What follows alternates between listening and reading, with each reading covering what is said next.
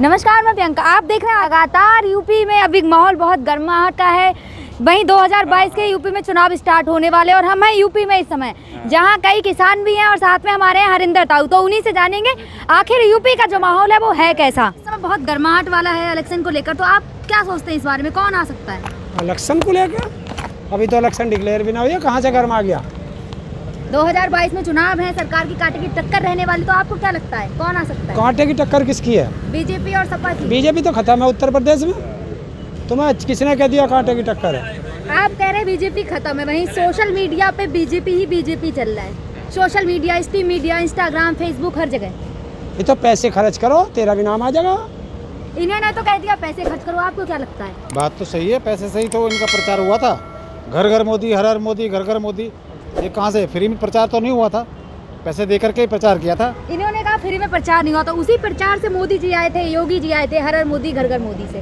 तो फिर बीजेपी का वही चल रहा है, तो आप उस बारे में क्या कहेंगे? बीजेपी जब आ सकती थी जब किसानों की समस्या का समाधान कर देती। जब किसानों की समस्या का समाधान ही नहीं कर पाई तो फिर आगे चांस बहुत कम है। तो आपको क्या लगता है, आप कहाँ से, पहले तो ये बताइए। मैं हूँ अनूप शहर से। अनूप शहर से हैं, तो आपको क्या लगता है बुलंदशहर में कौन आ सकता है इस समय? तो जो किसानों के हित का काम करेगा आगे, या किसानों की समस्या सुनेगा, वही है। यूपी में पार्टी तो कई हैं, बीजेपी है, सपा है, कांग्रेस है, भाजपा है, तो आपको क्या लगता है? कोई सी आ जाओ, बीजेपी को नहीं आने देंगे। सारी पार्टी बीजेपी से अच्छी है। कोई सी का मतलब क्या है? आप किसी का नाम क्यों नहीं आप लोगों लिख दे? हम कोई उनके प्रवक्ता हैं। किसी न किसी को दे देना है ना आपको। हाँ, वोट देंगे तो वोट तो बिना बताए दी जाती है। वोट कभी कोई बता के नहीं देता। द मिथिला का एक सर्वे है, उसमें 27% लोग उत्तर प्रदेश के राकेश टिकट पे निर्भर है। हाँ। तो वो जिधर मोड़ेगा उधर मुड़ जाएंगे। हाँ। राकेश टिकट कहीं तो मोड़ेंगे उसको। हाँ। कुछ तो बताएंगे कि किस पार्टी को तो वोट बता देंगे, अभी टाइम का चुनाव तो डिक्लेयर होने दे। अच्छा नेता आने दो, कौन कौन आ रहे हैं। इसके लिए अलग से जन्म तो नहीं लगा नेता, क्या? जो है उसी में से वोट देना। हाँ, तो देखेंगे अभी कौन किसान के मुद्दे पे बात कर रहा है। वो तो अभी तक कोई भी नहीं किया। हाँ, तो देखेंगे कौन आएगा, कौन किसानों के मैनिफेस्टो को मानता है। आप कह रहे कौन मानता है? वहीं टिकैत जी टीएमसी की बात करते हैं, मायावती जी की बात करते हैं, तो क्या माना जाए? आज तक टिकैत साहब का एक वचन दिखा दो जिसमें उन्होंने टीएमसी का नाम लिया हो। वो गए बंगाल के मुख्यमंत्री से मिलने गए, किसानों की समस्या पर मिलने गए, तो उन्होंने कभी किसी पार्टी का नाम लिया हो तो बताओ। ये पत्रकार महोदय हमारे मुंह में माइक डाल के किसी का गलत इस्तेमाल ना करें। हमने सब बता दिया है, बताएंगे, नाम भी बताएंगे। चुनाव आने दो। हाँ, तो वो हमने बता दिया कि कुछ भी हो बीजेपी को वोट नहीं देगा किसान। बीजेपी को वोट नहीं देगा? नहीं, उसके खिलाफ प्रचार करेगा किसान। उनकी समर्थक पार्टियां उनको वोट देगा? किसको? बीजेपी। जो बीजेपी के साथ जुड़ा है उसको भी नहीं देंगे। उसको भी वोट नहीं देंगे। फिर किसको? मायावती को? दूसरों को देंगे, और है बहुत कई पार्टियां। अखिलेश जी को देंगे क्या? अरे किसानों का आधा झुकाव तो अखिलेश जी की तरफ है। अब ये तो आपको पता होगा। आपके किसान में भी कांग्रेस के और टीएमसी के नेता आते हैं, तो देना किसको? आज भी नहीं, यहाँ तो सारी पार्टियों के हमें। आज भी टीएमसी के नेता आए थे। हाँ, वो आए थे। जो टिकैत साहब ने दिया था लिख के वहाँ पे, जब ममता जी ने बुलाया था मुख्यमंत्री बनने के बाद, जो उन्हें लिख के दिया था वो उस पर चर्चा करने आए थे, वो देने आए थे। समर्थन तो या मोदी आ जाओ, हम उसका भी ले लेंगे। आओ तो सही, आता तो है नहीं। घर बैठ के बंगले में छुप के पटर पटर बोल जा। अब तो बोल भी बंद हो गया है। समर्थन ले लेंगे? अरे देगा तो सही। आओ तो समर्थन क्या देना, 3 कानून वापस लेने, एमएसपी पे गारंटी का कानून बनना, वो दिल्ली की तरफ को चलेगा, हम अपने घर की तरफ को चलेंगे। अगर इलेक्शन से पहले बिल वापस होते तो क्या लगता है कि बीजेपी आ सकती है यूपी में? मैं कोई भविष्यवक्ता नहीं हूँ। मैं क्या भविष्यवक्ता? वोट तो दोगे? वोट देंगे ना? को हम, अरे वोट देने का मेरा अधिकार है, दूंगा। तय तो आप ही करोगे भविष्य। नहीं, वोट देने का मुझे अधिकार है, मैं वोट दूंगा। मैं ये कैसे बता दूंगा किसको देनी है? ये गोपनीय होती है वोट।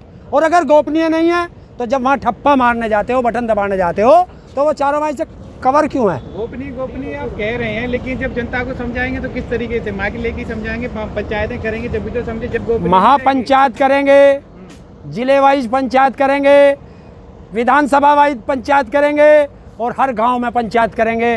और एक ही चीज कहेंगे कि बस बीजेपी को वोट नहीं देना, उसको देना जो बीजेपी को हरा रहा हो। तो कहीं ना कहीं तो झुकाव होगा ना एक पार्टी की तरफ। क्यों झुकेंगे? किसान इतना कमजोर है जो ऐसे झुकता फिरेगा? किसान कमजोर नहीं है, किसान में ताकत है। सरकार बनाने की भी और सरकार उखाड़ने की भी। तो वो इसे बीजेपी को दिखाएंगे कि बनाई थी किसानों ने और मिट्टी में मिलाएगा किसान। आपको क्या लगता है, जो पिछली बार चुनाव हुए तो उसमें 15 लाख का जुमला था, राम मंदिर था, इस बार अगर आप वोट देते हैं किसी को तो क्या ऐसी चीज होगी जो आप सरकार से कहना चाहेंगे? जो किसान की बात करेगा वो प्रदेश में राज करेगा। तो क्या केवल किसान ही है, केवल खेती ही मुद्दा है, एक और मुद्दे नहीं है यूपी में? नहीं है क्या? विकास नहीं चाहिए आपको, केवल खेती ही चाहिए? एजुकेशन नहीं। और ये अरे मैंने कही जो किसान की बात करेगा, पढ़ते हमारे बालक ना, नौकरी हमारे बालकों को ना चाहिए। पूरा एजेंडा आएगा, बिल्कुल पूरा एजेंडा, उस पर किसान नेता बैठेंगे, वो इस पर निर्णय लेंगे और जो वो निर्णय लेंगे भारत का किसान उसे फॉलो करेगा। आप किसान नेता तय करेगा कि यूपी में जीतेगा कौन? किसान नेता मुद्दे तय करेंगे और ये बताएंगे कि भाई जब तुम्हारे पास नेता आए तो ये मांग लेना, मुद्दे तो बताएंगे। एक तरफ आप कहते हो उन्हें घुसने ना देंगे, एक तरफ उनसे कह रहे हो कि आए तो वे मांग लेना। हाँ हाँ, अरे हमने घुसने को कहा गई, हमने साफ तौर पे हमने कहा है कि गांव वाले इंतजार कर रहे हैं, आ जाओ भाई, थोड़ा स्वागत करेंगे।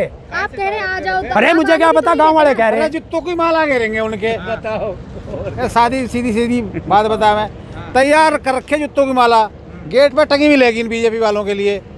आएंगे, स्वागत करेंगे, भव्य स्वागत होगा इनका। तो स्वागत थोड़ी होता है फूल मालाओं से। अरे हमारे लिए तो वही फूल है।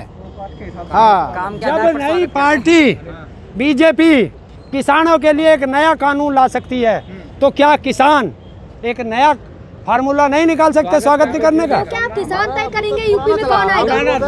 अब क्या किसान तय करेंगे यूपी में कौन आएगा? देश का किसान तय करेगा। तो आपने भी तो दिया बीजेपी था, आई, हमने भी दिया था। बीजेपी आई और अब किसान इसके खिलाफ है, तो फिर देखो किसान इसका क्या हाल करेगा।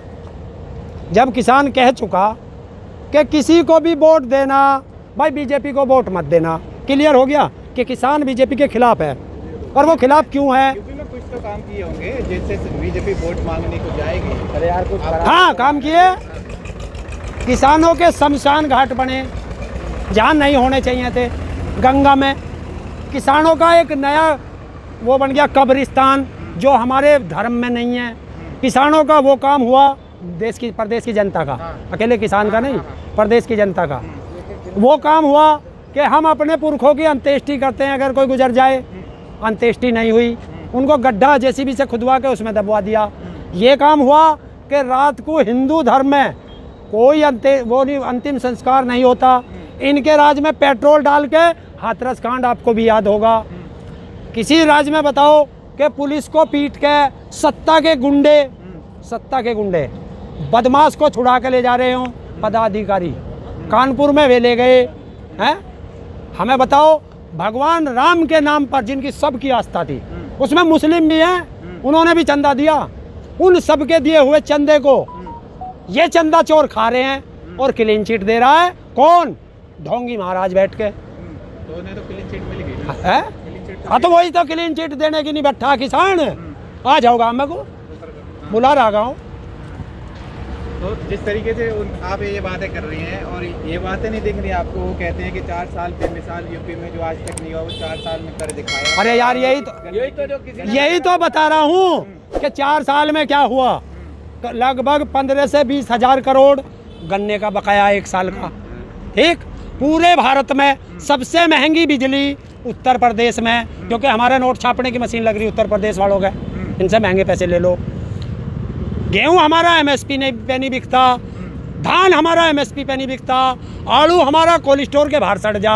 तो योगी जी क्यों बच्चे हमारे नहीं पढ़ पा रहे। क्यों कह रहे हैं कि हमने गन्ने की खरीद सबसे ज़्यादा करी, सरसों की फसल सबसे ज़्यादा खरीदी है यूपी के अंदर, खास तौर पे उन्होंने जिक्र किया, मोदी तक ने जिक्र किया यूपी का, इसको लेके।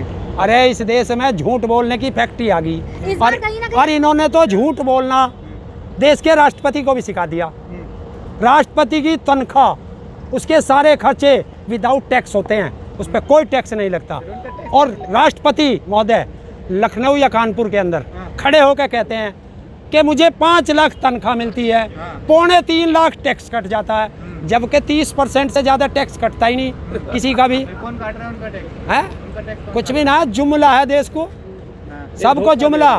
क्यों कि जैसी संगत में रहोगे वैसी संगत मिलेगी। झूठों की संगत में है तो महामहिम को भी झूठ बोलने की आदत तो है। सही चल रहा है, आपका मैथमेटिक्स खराब है, गड़बड़ है। कैसे? बताओ, तुम बता दो। सरकार का आंकड़ा यूपी में सारी चीजें सही है। आप हाँ सब कुछ सही बीजेपी है। के देखिए, कहते हैं कि यूपी में ऐसा एक कोई काम कहावत नहीं है, मुझे, मैं अंधा शब्द यूज नहीं करता, मैं ब्लाइंड कहूँगा। सावन के ब्लाइंड को बस ग्रीन ही ग्रीन दिखाई दे, हरा ही हरा दिखाई देगा।